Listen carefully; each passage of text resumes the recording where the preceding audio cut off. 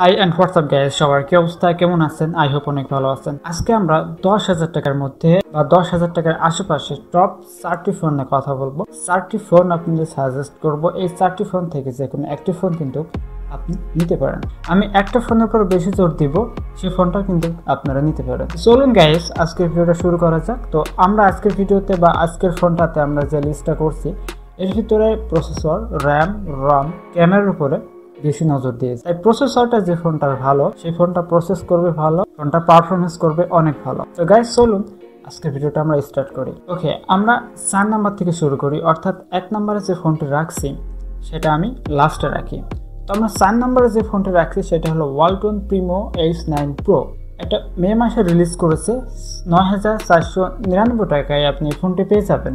এই ফোনটি থাকছে কি সেটা আপনাদেরকে একটু বিস্তারিত বলি। এই ফোনটি সম্পূর্ণ প্লাস্টিক বডি, 6.1 ইঞ্চি HD প্লাস ডিসপ্লে ব্যবহার করা হয়েছে। তাছাড়া এই ফোনটিতে 3টি ক্যামেরা থাকছে, 13 megapixel primary camera, 5 megapixel ultra wide camera and 2 megapixel depth sensor.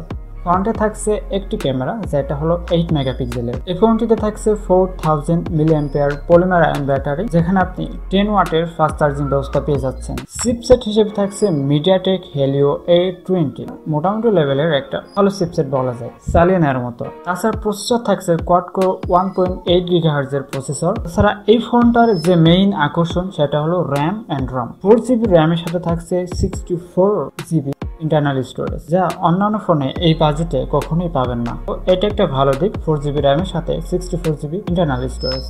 তো আমরা 3 নম্বরে যে ফোনটা রাখছি সেটা হলো স্যামসাং Z13। এটা মোটামুটি ডিজাইন কোয়ালিটি আমার কাছে বেস্ট লেগেছে। তাছাড়া আপনি এর র্যাম রম নিয়ে অনেক সন্তুষ্ট থাকবেন।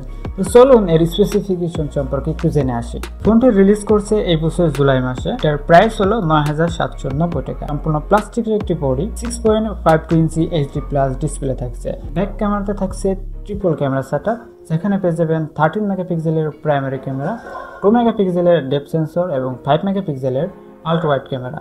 ফ্রন্টে থাকছে একটি মাত্র ক্যামেরা যেটা হলো 8 মেগাপিক্সেলের। তাছাড়া 5000 mAh লিথিয়াম-পলিমার আয়ন ব্যাটারি ব্যবহার করা হয়েছে, সাথে থাকছে 10 ওয়াটের ফাস্ট চার্জিং ব্যবস্থা। ফোনটি পাবেন আপনি একটা ভেরিয়েন্টে, 3GB র্যামের সাথে থাকবে 32GB ইন্টারনাল স্টোরেজ, যেটা একটা ভালো দিক। তাছাড়া চিপসেট হিসেবে থাকবে MediaTek Helio A25, যেটা আগের থেকে ভালো চিপসেট। প্রসেসর হিসেবে থাকবে Octa Core 1.8 GHz, যেটা মোটামুটি চালিয়ে নেওয়ার মতো। তাছাড়া আমি 2 নম্বরে যে ফোনটি রাখছি সেটা হলো Xiaomi ব্র্যান্ডের Xiaomi Redmi 9A। এই ফোনটা আমি 2 নম্বরে রাখছি। তো চলুন এর স্পেসিফিকেশন সম্পর্কে একটু জেনে আসি। ফোনটি রিলিজ করছে জুলাই 7 তারিখে।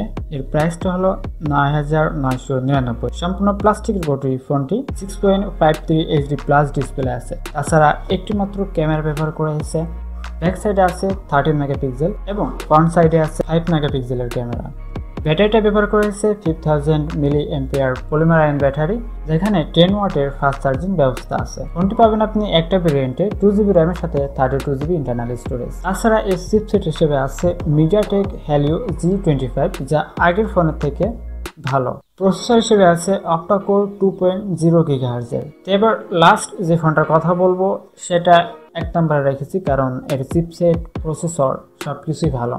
তো 1 নম্বরে আমি যে ফোনটার কথা বলবো সেটা হলো realme C11। কেন বা এটি 1 নম্বর রেখেছি, চলুন সেই সম্পর্কে একটু জেনে আসি। তার আগে এর স্পেসিফিকেশন সম্পর্কে একটু জেনে আসি। ফোনটি রিলিজ করছে জুলাই 7 তারিখে। ফোনটির প্রাইস হলো 8,990 টাকা, যা আগের ফোনগুলোর থেকে কম। ডিসপ্লে হিসেবে আছে 6.5 ইঞ্চি HD প্লাস ডিসপ্লে। ব্যাকে আছে ডুয়েল ক্যামেরা সেটআপ, যেখানে 13 মেগাপিক্সেল প্রাইমারি ক্যামেরা এবং 2 মেগাপিক্সেল আলট্রা ওয়াইড ক্যামেরা। তাছাড়া ফ্রন্ট সাইডে আছে একটি মাত্র ক্যামেরা যেটা হলো 5 মেগাপিক্সেল। ব্যাটারি হিসেবে আছে 5000 লিথিয়াম-পলিমার ব্যাটারি, যেখানে 10 ওয়াটের ফাস্ট চার্জিং ব্যবস্থা থাকছে। চিপসেট হিসেবে আছে MediaTek Helio G35, যেগুলো আগের চিপসেটের থেকে অনেক ভালো একটি চিপসেট। এই জন্যই আমি এই ফোনটি 1 নম্বরে রেখেছি, কারণ MediaTek Helio G35 এর চিপসেট রয়েছে। তাছাড়া প্রসেসর হিসেবে রয়েছে 2.3 GHz এর Octa Core প্রসেসর, আগের থেকে ভালো প্রসেসর। ফোনটি পাবেন আপনি একটা ভেরিয়েন্টে, 2GB র্যামের সাথে থাকবে 32GB ইন্টারনাল স্টোরেজ। আরেকটা কথা, এই ফোনটা কিন্তু গেমিং ফোন। তো মোটামুটি বুঝতে পারছেন এই ফোনটি আগের ফোনটির থেকে অনেক ভালো, তাই আমি এই ফোনটি 1 নম্বরে রেখেছি। আপনি চাইলে আপনার লিস্টে এই ফোনটি 1 নম্বরে রাখতে পারেন। তাছাড়া এই বাজেটে এই 4টি ফোন থেকে যে কোনো একটি ফোন আপনি কিন্তু নিতে পারেন। তো আজকের ভিডিও এই পর্যন্ত। যদি ভিডিওটি ভালো লাগে অবশ্যই ভিডিওতে একটা লাইক করবেন অ্যান্ড আপনি কোন ফোনটি বাছাই করবেন সেটা অবশ্যই কমেন্ট বক্সে জানাবেন। এতক্ষণ সাথে থাকার জন্য আপনাকে অসংখ্য ধন্যবাদ।